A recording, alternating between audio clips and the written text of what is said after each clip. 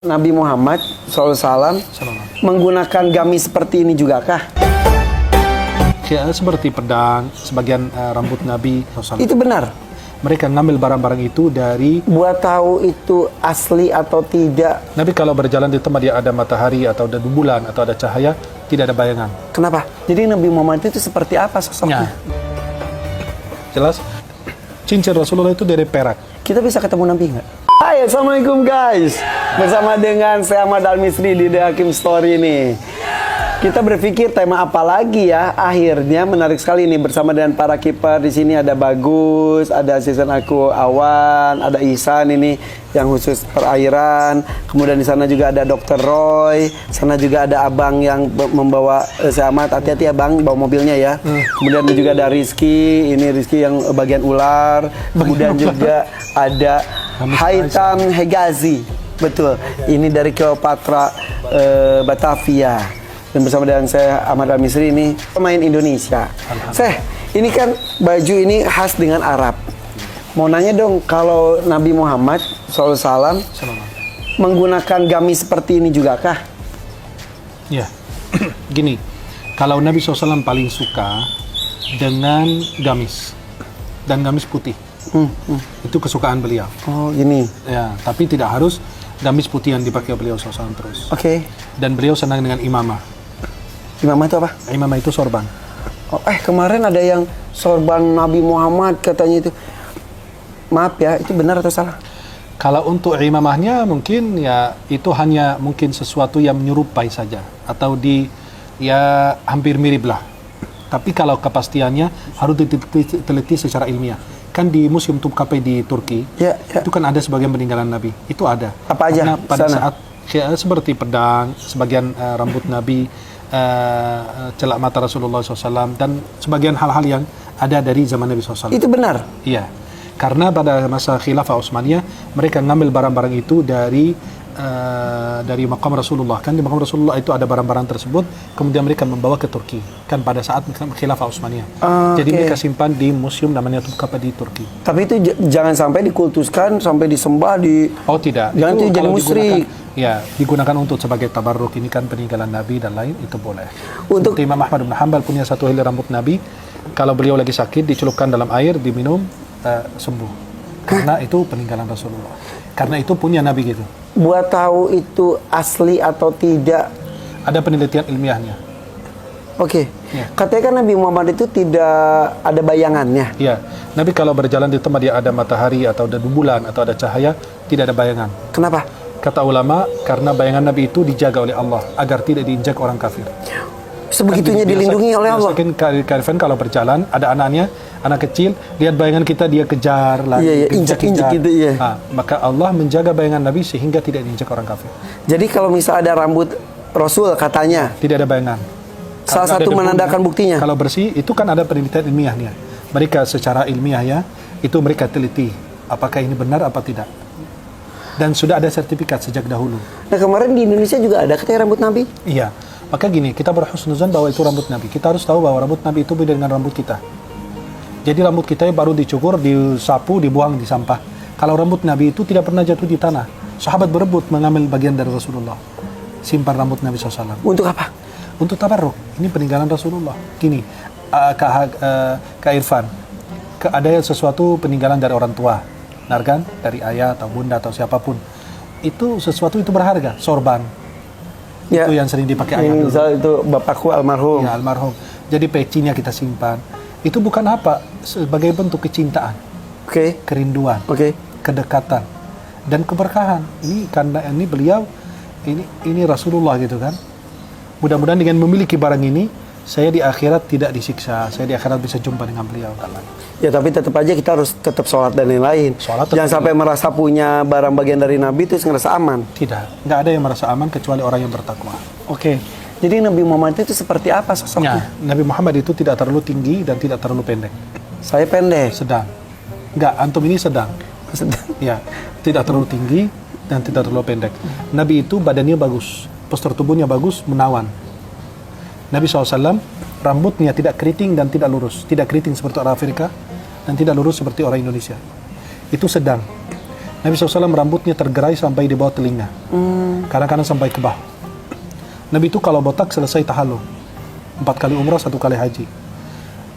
Dahinya Rasulullah lebar. Alis Nabi hitam melengkung seperti lingkaran hilal. Tidak menyatu. Di antara 2 alis Nabi itu ada urat saraf merah. Kalau Nabi marah ketahuan, kelihatan. Hidung Nabi mancung dengan ujung kecil. Di atasnya terdapat cahaya. Sahabat yang menceritakan. Di atasnya ada cahaya gitu. Ya, enggak nampak kayak ada cahaya, terpancar cahaya. Dan kalau dilihat Nabi tidak diperhatikan dari jauh, dikirain mancung ke atas. Nabi SAW pola matanya ini yang putih banget, yang hitam banget. Bulu mata Rasulullah itu panjang, pipi Nabi lembut, jenggot Nabi lebat, mulut Nabi lebar. Lebar kenapa? Menunjukkan fasih berbicara. Kan orang makin kecil mulutnya susah ngomong, susah kedengaran. Ini kayak kumur-kumur nggak jelas ngomong apa. Tapi kalau mulutnya makin besar, itu menunjukkan fasih berbicara. Nabi bergigi rapih, kayak embun. Ya. Kemudian kata sahabat, kalau Nabi bicara kayak ada cahaya keluar di antara gigi beliau. Masya Allah. Rasulullah SAW kalau berjalan cenderung ke depan, tubuhnya cenderung ke depan. Dia jalannya cepat, langkahnya panjang, dan cenderung ke depan. Karena jalannya cepat, sahabat lari mengejar Nabi. Saking cepatnya. Saking cepatnya. Akhirnya Nabi bilang, kalian di depan, aku di belakang. Nabi bersama orang yang sakit, orang sepuh, orang yang tua, sakit, lemah. Itu mereka berjalan di belakang Rasulullah. Kemudian Rasulullah SAW, kalau kita perhatikan beliau, dada sama perutnya rata. Dada sama perutnya rata. Itu menunjukkan Nabi itu olahraga. sehat, olahragawan. Artinya beliau itu sedang berjalan. Kemudian Nabi menggunakan cincin dari perak. Ini kayak gini bentuknya, kayak gini. Ada 3 garis cincin Nabi. Ada Muhammad seperti ini, ada Rasul, ada Allah. Oh iya, ini juga ada Muhammad, Iya. Rasul, Allah. Kurang lebih seperti ini. Cincin yang digunakan Rasul. Kelihatan nggak? Coba sedikit aja, sedikit. Jelas? Maka cincin Rasulullah itu dari perak. Itu 3 baris. Muhammad, Rasul, Allah. Baris pertama Muhammad, baris kedua Rasul, baris ketiga Siapa yang Allah. bikin itu? Itu dibikin untuk Nabi SAW, bukan hanya cuma buat khusus cincin doang. Cincin Nabi SAW di sini, Oh gitu, oh dibalik. dibalik. Itu sunnahnya dari Nabi begini. Oke, Maka sebagian ulama pakainya begini. di kelingking. Ya, dan Nabi SAW itu dipakainya bukan cuma hanya buat sekedar cincin, tapi sekalian. Cap, stempel. Maka kalau anto, Kak Irfan, lihat stempel Nabi itu persis kayak gini, kurang lebih. Berarti kebalik dong tulisannya, karena kalau di stempel itu kan harus jadi kebalik. Enggak, nanti dia kan kebaca di Kak. Muhammad di bawah, Rasul, Allah. Karena stempelnya pas. Oke. Di kelingking juga, Ya. kanan kiri. Iya. Ini semua karena ada riwayat dari para Dari sahabat. kan mereka yang menceritakan. Nabi kalau duduk bersama orang, Nabi itu kalau secara akal atau pemikiran kita, logika, Nabi itu mereka lebih tinggi. Tapi kalau Nabi duduk lebih nampak. Itu sebagai mukjizat. Kenapa? Biar tidak ada yang lebih nampak dari Nabi. Tidak lebih Padahal tinggi. tingginya sama. Mereka Tingginya mungkin sama, lebih tapi tinggi Nabi juga. lebih nampak. Itulah kemuliaan untuk beliau. Oke. Kalau Nabi SAW menunjuk tidak menggunakan telunjuk atau jempolnya seperti ini, fulan atau fulan gitu enggak. Nabi menggunakan seluruh telapak tangannya. Kalau manggil orang adabnya tinggi begini. Hai fulan. Oh, ya. Kalau Nabi takjub diginiin tangannya. Aneh. Atau takjub beliau. Kalau Nabi berbicara diginiin tangannya. Nabi SAW lebih banyak menunduk dibanding melihat ke atas. Lebih banyak berpikir dan merenung. Nabi SAW jarang berbicara. Dan kalau berbicara tidak berlebihan. Dan tidak kurang. Pas. Kalau berbicara memulai dengan memuji Allah, mengakhiri dengan memuji Allah lagi. Nabi SAW kalau berbicara, sahabat duduk menundukkan kepala seperti ada burung di atas kepala mereka. Ada burung di atas kepala mereka. Jadi mereka diam semua. Bayangin kalau ada burung, takut terbang. Mereka menunduk semua. Kalau Nabi selesai, baru mereka boleh bicara. Tidak ada yang berani bertengkar di hadapannya. Kalau beliau menyuruh, semua berebut melaksanakan perintah. Insya Allah. Nabi tangannya lebih lembut dibanding sutra. Kata Anas bin Malik, aku menyentuh sutra dan telapak tangan Nabi, itu Nabi lebih lembut. Padahal Nabi pekerja keras. Kerja keras. Tapi itulah kemuliaan. Nabi kalau bersalaman, beliau mengucapkan salam duluan, dan kalau bersalaman tidak melepaskan tangannya terlebih dahulu. Menunggu orang lain melepaskan tangannya. Siapa juga yang mau lepas dari Nabi Muhammad? Tapi kalau dia lepas, dia Nabi nunggu dia lepas dulu. Kan takut Nabi kalau lepas, itu kan dia tersinggung. Masya Allah. Kita bisa ketemu Nabi nggak? Bisa. Pertama, dengan mencintainya, melaksanakan sunnahnya, mengerjakan sunnah-sunnahnya, kemudian menyebarkan hadis-hadisnya. Kemudian kelima, bisa dengan kita, kata ulama, membaca surat Inna anzalnahu fi lailatul qadr 21 kali dengan niat mimpi Rasulullah. Bisa mimpi. Bisa. Bisa membedakan mimpi ini Rasulullah SAW benar. Sesuai dengan yang saya gambarkan tadi. Maka ketika orang bercerita, saya tadi malam cerita mimpi Nabi, coba ceritakan ciri-cirinya gimana? Nabi tidak ada jenggotnya, berarti bukan. Karena sesuai dengan ciri-ciri yang kita jelaskan. Pernah? Ya, Tidak boleh ceritakan katanya. iya, lebih bagus disembunyikan. Maka gini, kalau mau mimpi Nabi, baca Inna anzalnahu fi lailatul qadr 21 kali. Atau baca surat Ya Ayyuhal Muzammil 41 kali dengan niat mimpi Rasulullah. Atau baca Inna a'tainakal kautsar 1000 kali malam Jumat dengan niat mimpi Rasulullah.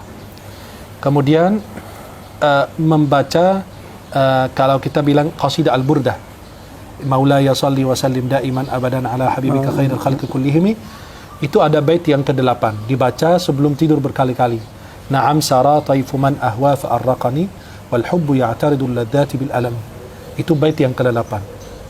Bait yang ke-8 itu kita baca berkali-kali sebelum tertidur, insya Allah niatnya bisa mimpi Rasulullah.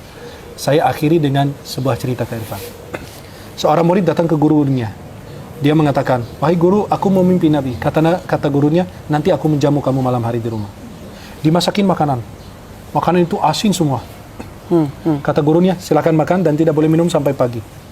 Dia makan, agar mimpi Nabi kan. Dia makan, makanan asin semua, dia tidur. Akhirnya dia bangun, dia datang ke gurunya. Gurunya nanya, udah lihat Nabi semalam nggak? Enggak. Terus lihat apa? Saya minum air doang. Mimpi air aja. Air laut, air sungai, air semua. Kata gurunya, begitu dengan Rasulullah. Kalau sampai Nabi itu melekat di hati, pikiran, sebelum kamu tidur menginginkan air, merindukan air, kepingin minum, jadi air yang mendatang. Coba kalau kamu merindukan Rasulullah seperti merindukan air, pasti akan hadir di dalam mimpi. Masya Allah. Itu caranya. Ketemu di mimpi aja sudah bersyukur, alhamdulillah ya. Apalagi nanti di akhirat bisa ketemu. Maka orang yang jumpa di mimpi, insya Allah mudah-mudahan bisa jumpa dengan Ya Allah. dan mudah-mudahan kita bisa mimpi beliau. Amin, ya amin. Amin, insya Allah. Udah mau tanyain nggak? Udah semuanya ya. Dok, mau nanya dok. Sudah? Ya Allah. Alhamdulillah. Nanti kita cerita tentang Nabi lagi. Makasih ya Syekh. Sama-sama, Pak. Nih kehadiran orang soleh dan berilmu seperti saya ini, alhamdulillah bisa tersentuh hati kita dan membuka wawasan kita juga. Amin. Semua orang berhak bisa bertemu dengan Rasul, Salam. bisa bermimpi dengan Rasul, asal persyaratan dan ketentuan berlaku. Betul.